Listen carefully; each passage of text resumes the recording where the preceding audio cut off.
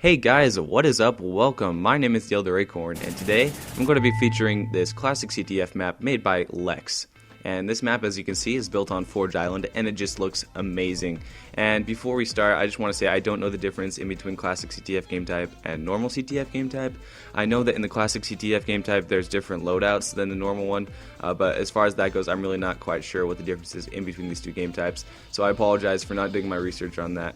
But this really feels like a Halo 1 map, a Halo Combat Evolved map, and it really kind of looks like one too. As you can see, in Forge Island you can do these really nice Forerunner structures. I don't know why, but Forge Island just really feels more Forerunner than any of the other maps did. And also, you couldn't have made this map on any of the other any of the other Forge environments because they weren't big enough and they don't have these huge rocks. And as you can see, most of the map is Forerunner, but in the middle there's this really nice rock structure that you can cross through, which plays really nice with the gameplay and is really fun to go through, and it looks really nice as well.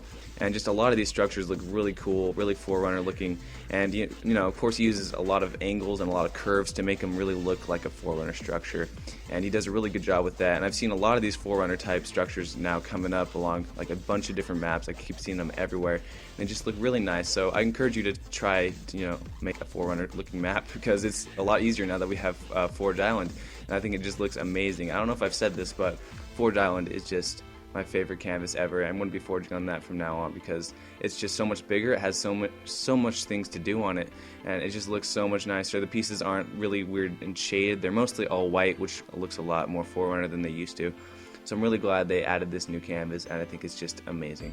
And so here you'll see some of my gameplay. I actually did pretty well on this gameplay. As you can see, it really looks like classic Combat Evolved map, and the gameplay just feels like it, and it looks like it. Just all in all, I think that's what he was going for, kind of a Combat Evolved feel, and it really does feel like that. As you can see, there's a lot of Warthog runs and Mongoose runs, and it just really feels like an old Halo game.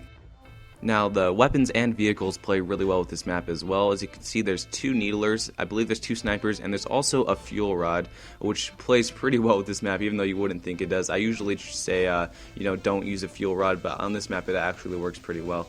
And the vehicles also play really well. There's a Warthog on each side, a Ghost on each side, and there's 2 Mongooses per side, which play really well and very fluent with this map. There's plenty of nice little loops that you can go on, and it's just a lot of fun to try to go and capture their flag with the Mongoose or Warthog like we're doing in this gameplay right here. And we do eventually win this game, and it was a very fun game, and I had a lot of fun. But guys, thank you for watching. Don't forget to comment, rate, and subscribe, and I will see you in my next video. Peace out.